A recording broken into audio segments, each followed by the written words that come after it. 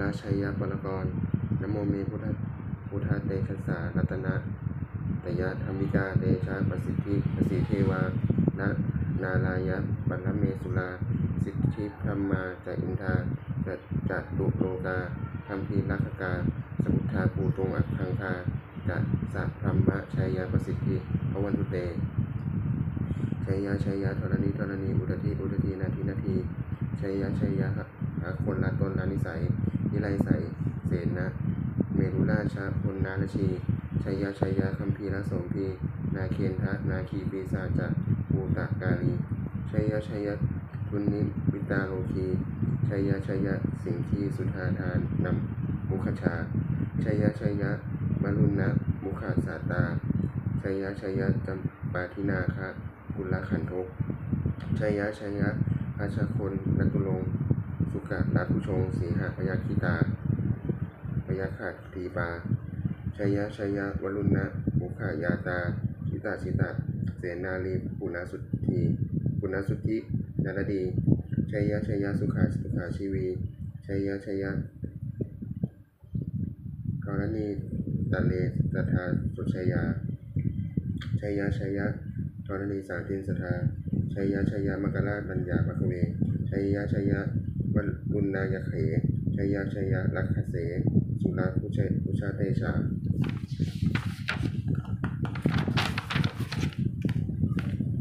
ชัยยะพรหมเมนทัคนาชัยยะราชาธิราชสาชัยชัยยะปัทวิงสพังชัยยะอรหันตาปัจเจกพุทธสาวังชัยยะมเหสุโลหาลินเทวาชัยยะพรหมาสุรโขชัยยะนาโควิรุณทโกวิรูปโขจันทิมาลวิอินโทจากเวนาเตโยจากคูเวโลวรุโนปิจากอักขิวายโยจากบาชุนโหภูมาโลอัตตารัตโกอัฏฐารสะมหาเทวาจิตทิตาปัสสาอาทโยอิสิโนสาวกาสภาชัยยะนาโมภวันตุเตชัยยะธัมโมจากสังโฆจากทัสสะปาโลจากชัยยะคังจากชัยยะกังเอเตนะชัยยะเตเชนะชัยยะโสติภวันตุเตเอเตนะพุทธเตเชนะโหตุเตชัยยะมังคลังชัยโยปิพุทธศาสนิปโตอายังปานัสสะจัปปาติมโตปราชโยบุโขสยัมโพธิมันเทปโมทิตาชัยยะตถากัมมคณามเหสิโนชัยโยปิพุทธศาสนิปโตอายังมานัสสะจัปปาติมโตปราชโยบุโขสยัมโพธิมันเทปโมทิตาชัยยะตถาอินทคณามเหสิโนชัยโยปิพุทธศาสนิปโตอายังมานัสสะจัปปาติมโตปราชโยบุโขสยัมโพธิมันเทปโมทิตาชัยยะตถาเทวคณามเหสิโนชัยโยปิพุทธศาสนิปโตอายังมานัสสะจัปปาติมโตปราชโยบุโขสยัมโพธิมันเทปโมทิตาชัยยะตถาสุปันนคณามเหสิโนชัยโยปิพุทธศาสนิปโตอายังมานัสสะจัปปาติมโตปราชโยบุโขสยัมโพธิมันเทปโมทิตาชัยยะตถานาคคณามเหสิโนชัยโยปิพุทธศาสนิปโตอายังมานัสสะจัปปาติมโตปราชโยชัยโยปิสยัมโพธิมันเทปโมทิตาชัยยะตถาสัพพมคณามเหสิโนชยันโตโพธิยามูเลสักยานังนันทิวัฒโนเอวังตวังวิชโยโหหิชยสุชยมังคะเลอปราสิตาปัลลังเกสีเสปะธรรมวิโปคะเลอภิเสเกสัพพะพุทธานังอัคคัปปโตปโมทติสุนัขตังสุมังคลังสุปัฏฐาตังสุหุติตังสุขโนสุมุหุโตจักสุยิทังธัมมาจาริสุปัฏฐคินังกายกัมมังวาจากัมมังปัฏฐคินังมโนกัมมังปณิทิเตปัฏฐคินานิกัตตวานะลาภัตตเถปัฏฐคิเนเตอัฏฐารัฏฐาสุขิตาวิรุณหาอุทาสาสเนอโลคาสุขิตาโหทะสหัสสพเพหิยาติภิสุนันตุโพนโตเยเทวะอัสมิงฐาเนอธิคตาทีคายุกาสัทธาโหตุสุขิตาโหตุสัพพทาลักขันตุสัพพะสัตตานังลักขันตุทินะศาสนังยากาจิปัฏฐนาเตสังสัพเพปุเรนตุมโนรถายุตตกาเลปวัสสันตุสุขสังวสาวราหกา โลคาทุปัทวาเตสังนิวาเลนโตจัสสัพพทากายาสุขังจิตตสุขังอรหันโตยถาระหังบทสวดธรรมนิยามาสุตังเอวัมเมสุตังเอกังสมยังภควาสาวัติยังวิหารติเชตาวเนอนากับปินทิกัสสะอาราเมกัตตะละโหภควาภิกขุอามันเตสิภิกขโวติกทันเตติเตภิกขุภควโตปัจจโสสุภควาเอตถะโวจะอุปาทาวาภิกขเวตถาคตานังอนุปทาวาตถาคตานังติตาวาสาธาโตธรรมทิตตาธรรมนิยามตาสัพเพสังขาราอนิจจติตังตถาคโตอภิสัมพุชติอภิสัมเนติอภิสัมมุชิตวาอภิสัมเมตวาอจิกติเทเสติปัญญาเปติปัฏฐาเปติวิวายติวิภัชติอุตานีกโรติสัพเพสังขาราอนิจจติอุปาทาภิกขเวตถาคตานังอนุปทาวาตถาคตานังอิตาปะสาธาโตธรรมทิตตาธรรมนิยามตาสัพเพสังขาราทุกขาติตังตถาคโตอภิสัมพุชติอภิสัมเมติอภิสัมพุชิตวาอภิสัมเมตวาอาจิคติเทเสติปัญญาเปติปัฏฐาเปติวิวารติวิภัชติอุตานีกโรติสัพเพสังขาราทุกขาติอุปาทาวาภิกขเวตถาคตานังอนุปทาวาตถาคตานังอิตาวะสาธาตุธรรมทิตตาธรรมนิยามตาสัพเพธัมมาอนันตติตังตถาคโตอภิสัมพุชติอภิสัมเมติอภิสัมพุจิตวาอภิสัมเมตวาอจิคติเทเสติปัญญาเปติปัฏฐาเปติวิวารติวิภัชติอุปานีกโรติสัพเพธัมมาอนัตตติวิทัตมะโวจะภควาอัตตมะนาเตภิกขุภควโตภาสิตังอภินันทุนติสวดพัทเทการรัตถคาถาอติตังนานนะวาคเมยะนับปะติตังเขอนาคตังบุคคลไม่ควรทางคิดถึงสิ่งที่ล่วงไปแล้วด้วยอาลัยและพิจารณาถึงสิ่งที่ยังไม่มาถึงยถาตีตัมปะอินันตังอัปปันตัญจะอนาคตังสิ่งเป็นอดีตก็ละไปแล้วเป็นสิ่งเป็นอนาคตก็ยังไม่มาถึงปัจจุบันโนจโยธรรมังตัทธาวิปัสสติอสังคิลังอสังคุปปังตังวิทามนุปโลหะเยผู้ใดเห็นธรรมมันเกิดขึ้นเฉพาะในหน้าที่นั้นๆอย่างแจ่มแจ้งไม่งอนแงนขอนแขนของควรพ่อคูณในการเช่นนั้นไว้อเชวะติจับวาตับปังโกชัญญามรณังสุเมความเพียรเป็นกิจที่ต้องทำวันนี้ใครจะรู้ความตายในพรุ่งนี้นหิโนสังฆอันเตนะมหาเสเนนะปัจจุนาเพราะการเพียรต่อปัจจุได้ซึ่งมีเสนามากย่อมไม่มีสำหรับเราเอวังวิหาริมาตาปิงอาโหรัตัมมะจันทิตังเวพัทเทกัตลัตโตเตสันโตอาจิคเตมุนีผู้สงบย่อมกล่าวเรื่องผู้มีความเพียรอยู่เช่นนั้นไม่เกียจคร้านทั้งกลางวันกลางคืนว่าเป็นผู้อยู่แม้เพียงนาทีเดียวก็น่าชมบทสวดธรรมะสังเวคปัจจเวคคณะสัพเพสังขาราอนิจจาสังขารคือร่างกายจิตใจและรูปคำนามธรรมทั้งหมดทั้งสิ้นมันไม่เที่ยงเกิดขึ้นแล้วดับไปมีแล้วหายไปสัพเพสังขาราทุกขาสังขารคือร่างกายจิตใจและรูปคำนามธรรมทั้งหมดทั้งสิ้นมันเป็นทุกข์ทนยากเพราะเกิดขึ้นแล้วแก่เจ็บตายไปสัพเพธัมมาอนัตตาสิ่งทั้งหลายทั้งปวงทั้งที่เป็นสังขารและไม่ใช่สังขารทั้งหมดทั้งสิ้นมันไม่ใช่ตัวไม่ควรถือว่าเราว่าตัวว่าตนของเราอัตถุวังชีวิตังชีวิตเป็นของไม่ยั่งยืนทุวังมรณังความตายเป็นของยั่งยืนอวสังมายาบริปังอันเราจากขึ้นตายเป็นแท้มรณะปริโยสานังในชีวิตังชีวิตของเรามีความตายเป็นที่สุดรอบชีวิตังเมอนิยตังชีวิตของเราเป็นของไม่เที่ยงมรณังเมนิยตังความตายของเราเป็นของเที่ยงวัฏฏะโพนิจจสังเวชอายังกายโยอจิลังร่างกายนี้ไม่ได้อยู่ตั้งนานอเปเตวิญญาโน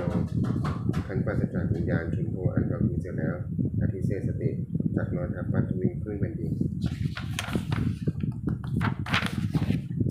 กันลิงขนังอีวะบดุจดังว่าท่อนไม้และท่อนฟืนนิรัถังหาประโยชน์ไม่ได้อนิจจาวัฏสังขาราสังขารทั้งหลายไม่เที่ยงหนออุปาทะ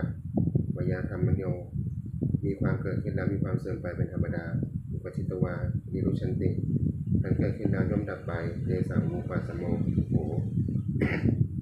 ความเข้าไปสงบระงับสังขารทั้งหลายเป็นสุขอย่างยิ่งสัพเพสัตตามนันติจากสัตว์ทั้งหลายทั้งปวงกำลังตายอยู่บริสุงจากบริสเลที่ตายแล้วและกำลังจะตายจากเทวหังบริสามิเราก็จะตายอย่างนั้นเหมือนกันนัตถิเมเอตถาสังสโยความสงสัยในความตายนี้ย่อมไม่มีแก่เราเลย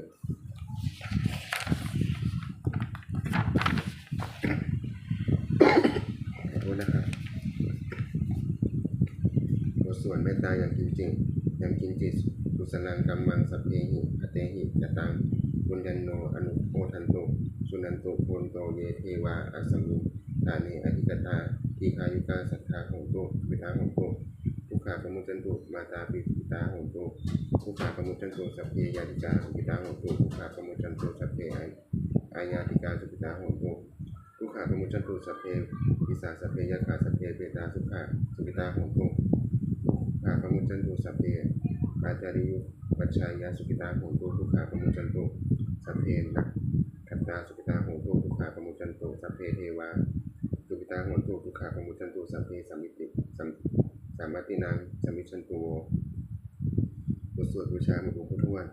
นะโมโพธิสัตว์โตอาคันติมยาอิติปะวานะโมโพธิสัตว์โตอาคันติมยาอิติปะวานะโมโพธิสัตว์โตอาคันติมยาอิติปะวา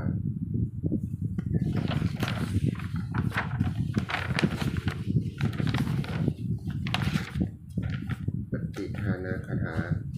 ยาติวัฏสันติวิหารวาสินีอุเมคะเลโพธิคะเลทหิทหิ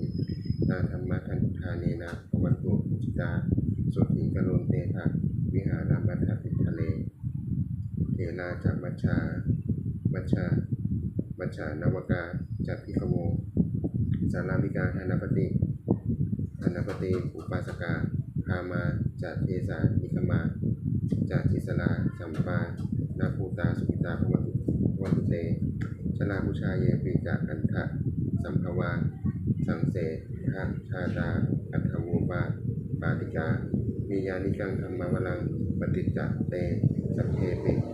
ทุกขสากโรตุสังขายังอาตูจินังสตังธรรมโมธรรมัทธลาจัตปุคลาสังโฆโหตุสัมมะโควะปัฏฐายะจะอิตายะจะอัมเหระขัตตุสัมสัทธัมโมสัพเพปิธรรมาจาริโน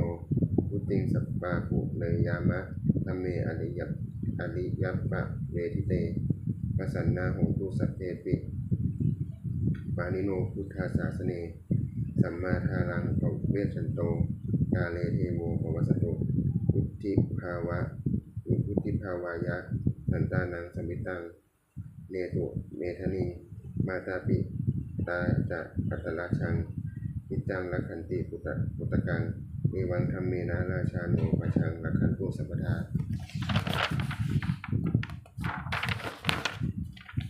เทวตาอุโยชนะคาถาทุกขปัตตาจนิทุกขาพยาปัตตาจนิพยาโสกปัตตาจนิโสกาโหตุสัพเพปิปานิโนเอตาวะตาจะอัมเหหิสัมภตังปุญญาสัมปทังสัพเพเทวานุโมทันตุสัพพะสัมปติสิทธิยาทานังทันตุสัทธายะสีลังรักขันตุสัพพทาภวานาภิตตาโหตุขัจฉันตุเทวตาสุมังคลคาถาโหตุสัพพังสุมังคลังรักขันตุสัพพะเทวตาสัพพะพุทธานุภาเวนะโสติโหตุนิรันตรังโหตุสัพพังสุมังคลังรักขันตุสัพพะเทวตาสัพพะธรรมานุภาเวนะโสติโหตุนิรันตรังโหตุสัพพังสุมังคลังรักขันตุสัพพะเทวตาสัพพะสังฆานุภาเวนะโสติโหตุนิรันตรังสัพเพพุทธาภรปัตตาปเจกนัจจยังพนังอรหันตานันจัตเตชินานักขังอันธามิสัพพโสสัพเพพุทธาภรปัตตาปเจกนัจจยังพนังอรหันตานันจัตเตชินานักขังอันธามิสัพพโสสัพเพพุทธาภรปัตตาปเจกนัจจยังพนังอรหันตานันจัตเตชินานักขังอันธามิสัพพโสสัพเพพุทธาภรปัตตาปเจกนัจจยังพนังอรหันตานันจัตเตชินานักขังอันธามิสัพพโสสัพเพพุทธาภรปัตตาปเจกนัจจยังพลังอรหันตานันจัตเตชินานักขังอันธามิสัพพโสสัพเพพุทธาภรปัตตาปเจกนัจจยังพลังอรหันตานันจัตเตชินานักขังอันธามิสัพพโสสัพเพ เพพุทธาปรปัตตาปเจกนันเตยังพลังอรหันตานัจจะเตเชนะระฆังพัทธามิสัพพโสสัพเพพุทธาปรปัตตาปเจกนันเตยังพลังอรหันตานัจจะเตเชนะระฆังพัทธามิสัพพโสสัพเพพุทธาปรปัตตาปเจกนันเตยังพลังอรหันตานัจจะเตเชนะระฆังพัทธามิสัพพโสด้วยอำนาจแห่งกุศลที่ข้าพเจ้าในวัดสมาคมพันธ์ได้สวดสาธยายพุทธมนต์นี้ข้าพเจ้าขอน้อมเกล้าถวายเป็นพระราชกุศลแด่สมเด็จพระนางเจ้าสิริกิติ์บรมราชินีนาถพระบรมราชชนนีพันปีหลวงผู้เสด็จสู่สวรรคาลัยขออานิสงส์แห่งบุญกุศลนี้จงเป็นสิริมงคลแก่ข้าพเจ้าในวัดสมาคมพันธ์ให้แคล้วคลาดปลอดภัยจากทุกโศกโรคภัยอันตรายทั้งปวงให้มีแหล่งรายได้อันสุจริตมั่นคงเป็นสัมมาอาชีพอันชอบธรรมคำว่าไม่มีอดอยากยากจนขออย่าได้มีแก่ข้าพเจ้าในวัดสมาคมพันธ์และครอบครัวขอให้ข้าพเจ้ามีสัมมาทิฏฐิตั้งมั่นในพระธรรมคำสอนแห่งองค์สมเด็จพระสัมมาสัมพุทธเจ้าพระพุทธเจ้าดำรงอยู่ในความดีงามตลอดกาลนานอีกทั้งขอเทพเทวดาทั้งหลายผู้ได้อนุโมทนาสาธุการในบุญกุศลนี้ควรประสิทธิ์ประสาทพรน้อมส่งอนุภาพแห่งมงคลไปสู่วัตถุมงคลพระปิตายอดเศรษฐีทั้งฝ่ายไทยและฝ่ายลาวรวมถึงวัตถุมงคลทั้งปวงที่สามสิ่งอมูลเลตได้จัดสร้างขึ้นให้เปี่ยมด้วยพุทธานุภาพเทวานุภาพและฤทธานุภาพ